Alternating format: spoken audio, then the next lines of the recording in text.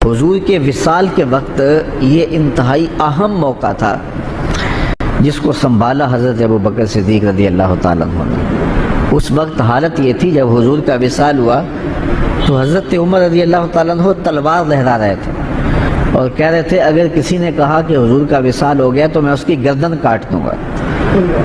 حضور علیہ السلام کچھ وقت کے لیے سکتے میں چلے گئے ہیں، پھر اپنی اصلی حالت میں لوٹ آئیں گے، تو اگر کسی نے یہ کہا تو میں اس کی گردن کاٹوں گا۔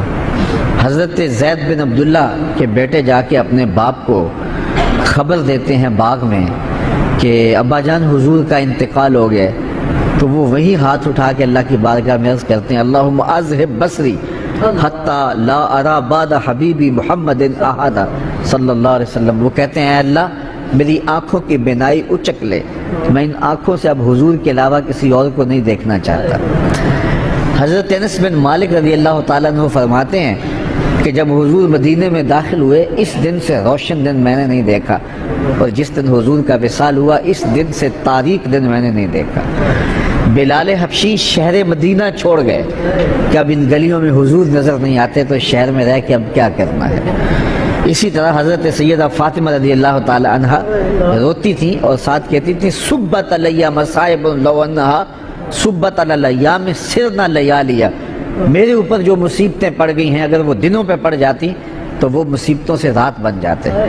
وہ غضبہ نامی اونٹنی جو حضور کی سواری تھی، اس اونٹنی سے حضور کا ہجر برداشت نہ ہوا، وہ حضرت سیدہ فاطمہ زہرا کی دہلیز پر سر رکھ کر کے روتی رہتی تھی اور باقاعدہ سال میں اس نے انتقال کیا۔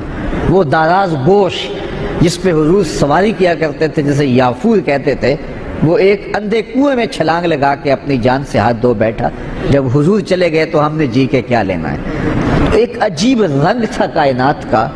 اب اس حالت کے اندر کہ صحابہ کے اوپر ایک سنکت طاری ہے، حضرت عمر تلوار لیے کھڑے ہیں، اور ان حالات میں جو منافق تھے انہوں نے ایک کھیل کھیلا، اور وہ کھیل کیا تھا؟ بڑا باریک چال تھی ان کی۔ انہوں نے کہنا شروع کر دیا واہ جی واہ، حضور کے موجود ہونے سے کیا رنگ تھا، کیا بہاریں تھیں، کیا نمازیں تھیں، کیا روزے تھے، کیا جہاد تھا۔ اب کس نے نماز پڑھنی ہے، اب کس نے روزہ رکھنا ہے، اب کس نے زکوٰۃ دینی ہے، اب کس نے حج کرنا ہے، اب کس نے اپنے مال کو پیش کرنا ہے۔ یہ تو ساری بہاریں ان کے دم سے تھیں، تو جب حضور وصال کر گئے ہیں تو اب کس نے یہ نیکی کے کام کرنے ہیں؟ اب پھر وہی قتل و غارت ہوگی، پھر وہی سب کچھ ہوگا۔ تو اس طرح سے انہوں نے یہ بات پھیلانی شروع کر دی۔ اب مجھے بتاؤ کہ یہ کتنا نازک موقع تھا، اور حالات صحابہ کے یہ تھے کہ ان سے سنبھلا نہیں جا رہا تھا۔ عین اس موقع پر امت کو جس شخص نے سنبھالا اس شخص کا نام ابو بکر صدیق رضی اللہ تعالیٰ عنہ۔ تو حضرت ابو بکر صدیق کھڑے ہوئے اور لوگوں کو متوجہ کیا، اور لوگ متوجہ ہو کے ان کے قریب آئے، لیکن حضرت عمر رضی اللہ تعالیٰ عنہ اسی حالت میں تھے۔ لیکن جب آپ نے لوگوں کو قریب کیا تو وہ بھی آ گئے، تو آپ نے لوگوں سے مخاطب ہو کر کہا لوگوں مجھے ایک بات بتاؤ کہ تم کس کی عبادت کرتے ہو؟ تو انہوں نے کہا کہ ہم اللہ کی عبادت کرتے ہیں۔ تو کہا کہ وہ تو حی ہے، وہ تو لا یموت ہے، وہ تو زندہ ہے، اس کو موت نہیں ہے۔ اور حضور اللہ کا فرمان اور حکم لے کر آئے تھے، اور جو ذمہ داریاں تھیں وہ نبھا کے حضور چلے گئے۔ اور پھر آپ نے وہ آیت پڑھی وما محمد اللہ رسول۔ صحابہ فرماتے ہیں ہمیں پتہ چلا کہ یہ آیت اس موقع کے لیے نازل ہوئی تھی، ہمیں پہلے کبھی اس کی طرف توجہ ہی نہیں ہوئی تھی۔ اور پھر فرمایا کیا جس دین کے لیے رسول اللہ نے اپنی ساری زندگی لگا دی، حضور نے اپنی ساری جوانی لگا دی، حضور نے ایک ایک لمحہ جس دین کے لیے صرف کر دیا، کیا حضور کے وصال کرنے کے بعد تم اس دین کو چھوڑ دو گے؟ صحابہ نے کہا کیوں چھوڑیں گے، ہم تو کھڑے ہوں گے اس دین کے لیے۔ تو کہا پھر حضور چلے گئے اور تمہارے کندھوں پہ یہ ذمہ داری ڈال گئے ہیں، اب اٹھو اس دین کا جھنڈا لے کے پوری دنیا کے اوپر نکلو۔ اور اس جملے نے امت کو کھڑا کر دیا۔ تو اس وقت منافقین جو چال چل رہے تھے اور اسلام کے خلاف جو باریک چال چل رہے تھے، اگر حضرت صدیق اکبر رضی اللہ تعالیٰ عنہ بھی اس وقت اسی حالت میں چلے جاتے جس حالت کے اندر باقی لوگ صدمے سے نڈھال تھے، تو مجھے بتاؤ کہ کون سنبھالا دیتا اور کون جو ہے وہ اس وقت امت کو سنبھالتا؟ تو حضرت ابو بکر صدیق رضی اللہ تعالیٰ عنہ نے اس موقع پر امت کو سنبھالا۔ دوسری بات یہ ہوئی کہ امت تقسیم ہونے لگی تھی۔ یہ بات طے ہونے لگی کہ انصار سے خلیفہ ہوگا اور ایک مہاجرین سے ہوگا۔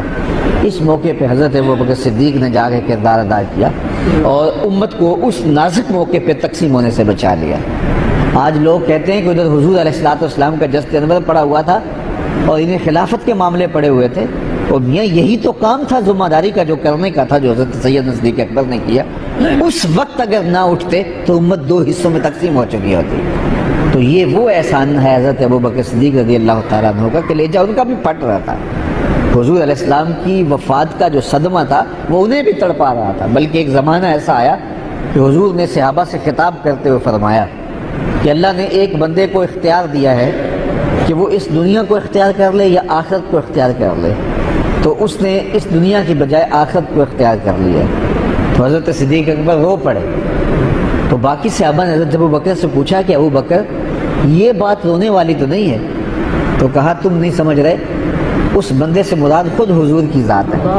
تو اس کا مطلب یہ ہے کہ حضور اب ہم سے جدا ہو رہے ہیں، اور انہیں برداشت نہیں ہو رہا تھا۔ لیکن اس وقت جب یہ نازک موقع آیا تو حضرت ابوبکر صدیق نے کھڑے ہو کے امت کو سنبھالا دیا